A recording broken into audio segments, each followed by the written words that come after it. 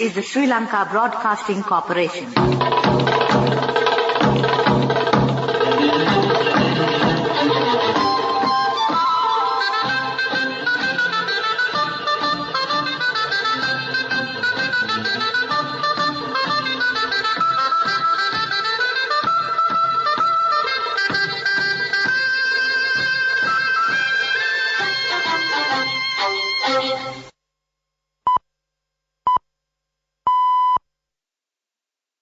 "8:45 p.m. This is the Sri Lanka Broadcasting Corporation.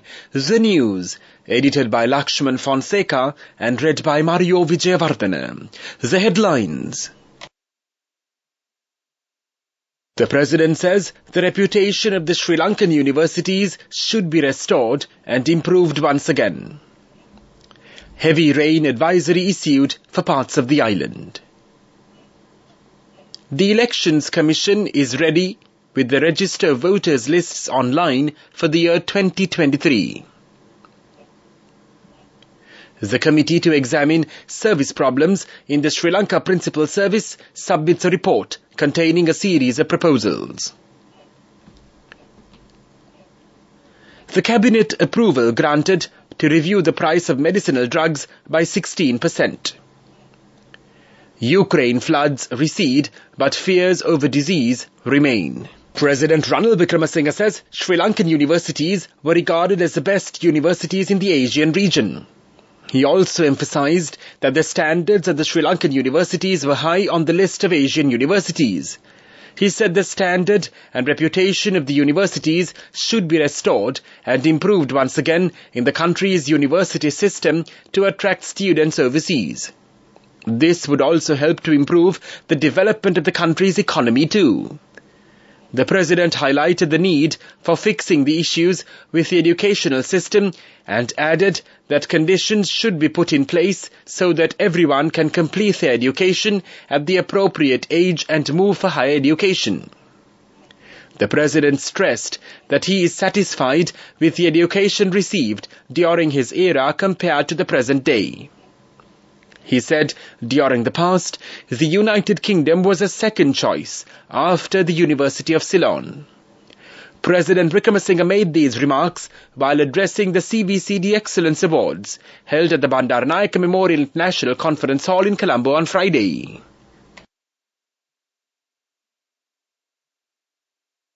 The Met Department has issued an advisory for heavy rainfall in 2 provinces and 2 other districts. The department said prevailing showery conditions are expected to enhance over the southwestern parts of the island. Heavy showers or thundershowers will occur at times in the western and Sabaragamuwa provinces and in the Gala and Mathura districts. Meanwhile, heavy rainfall above 100 millimeters is likely at some places in the aforementioned areas. The general public is kindly requested to take adequate precautions to minimize damages caused by temporary localized strong winds and lightning during the thunder showers. The Committee to Examine the Service Problems and Shortcomings in the Sri Lanka Principal Service has submitted a report containing a series of proposals. The committee was appointed by the Minister of Education, Susil Premajayantha, in order to examine the existing service problems in the Sri Lanka Principal Service. The relevant committee has held several rounds of discussions recently at the Ministry of Education in which attention has been drawn to several major issues prevailing in the principal service for a long period. The Ministry of Education said that Minister Premajayantha has also instructed the committee to quickly find short-term solutions to resolve the basic issues prevailing in the Sri Lanka Principal Service. Meanwhile, the Ministry of Education announced that all government and government-approved private schools island-wide will reopen tomorrow. This news broadcast comes to you from the Sri Lanka Broadcasting Corporation. Digital accounts can now be opened in 10 minutes. People's Bank Digital Banking, your ultimate convenience.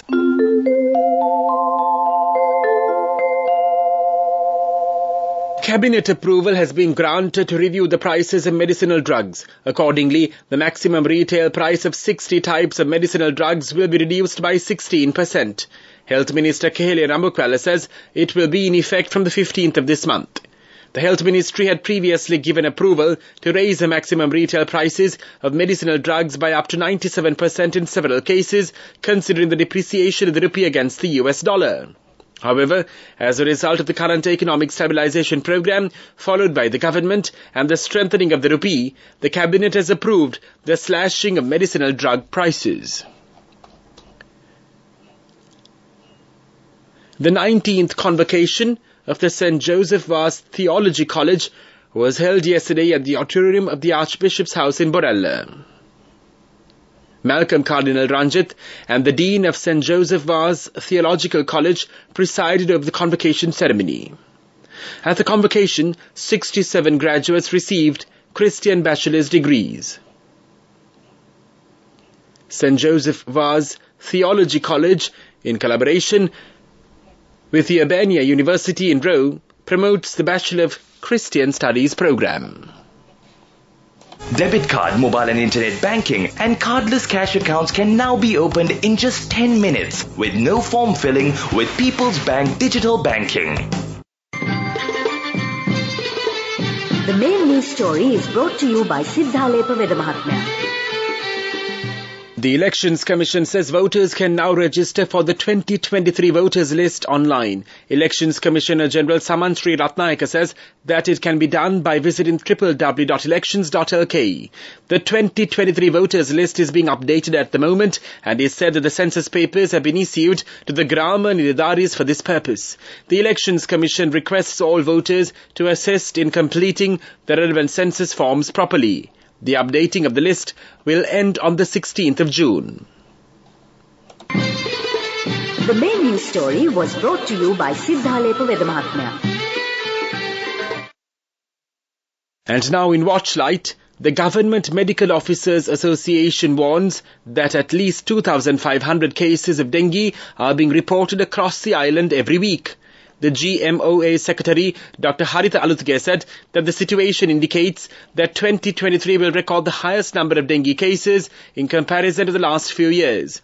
Meanwhile, householders who don't keep their premises and gardens free from mosquito breeding grounds will be fined from next week as the dengue fever is spreading rapidly in the country. The Kurunegala DMO SMA Priyadarshana told local media that several religious places have been found to have mosquito larvae in their premises, and those in charge of such places would be fined for not keeping their places free from mosquito breeding grounds. That came to you in Watchlight. In World News headlines: heavy rains kill at least 25 people in the northwest regions of Pakistan. US officials say China has been spying from Cuba for years. Stay ahead in AI race, tech boss urges the West. The size of the flooded area in the Kherson region as a result of the Kakhovka Dam breach has almost halved. Ukraine says experts and officials fear infectious diseases may spread in polluted waters. Water levels have dropped by 27 centimeters, Regional Administration's head Alexander Prokudin says. Thousands of Ukrainian homes remain flooded, the Interior Ministry says. Tens of thousands of people have lost access to drinking water. The major dam burst on Tuesday, releasing a huge torrent of water which quickly flooded vast areas of land on both sides of the Dnipro River. Ukraine has blamed Russia for blowing up the dam located in a Russian-controlled area of Ukraine. Russia has denied this and has accused Ukraine of being responsible for its destruction. China has been operating an intelligence unit in Cuba for years and upgraded it in 2019 as part of a global effort by Beijing to boost its intelligence gathering capabilities. A senior US White House official said that the China area had reached a secret deal with Cuba to establish an electronic eavesdropping facility on the island roughly 160 kilometers from the state of Florida in southern United States.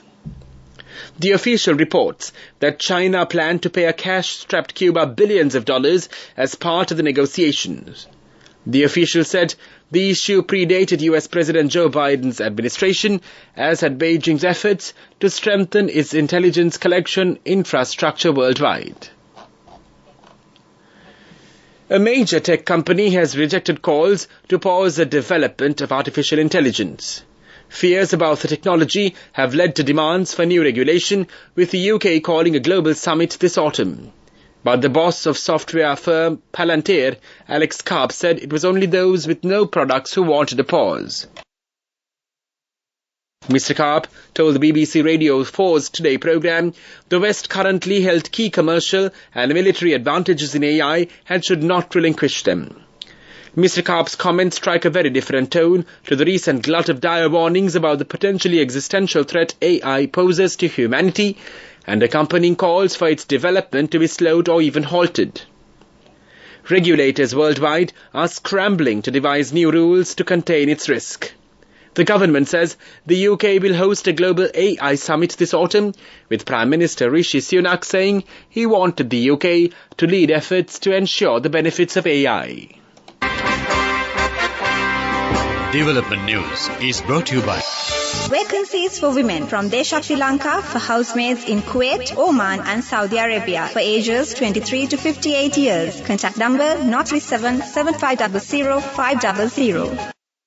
The Airport and Aviation Services of Sri Lanka is planning aircraft dismantling centres at the Mattal Rajapaksa International Airport. The chairman, G.A. Chandrasiri, said government approval has been received for several new activities, including aircraft parking, a maintenance repair and overhaul MRO centre and cargo transshipment. The Mattal Airport had marked 10 years on the 18th of March 2023.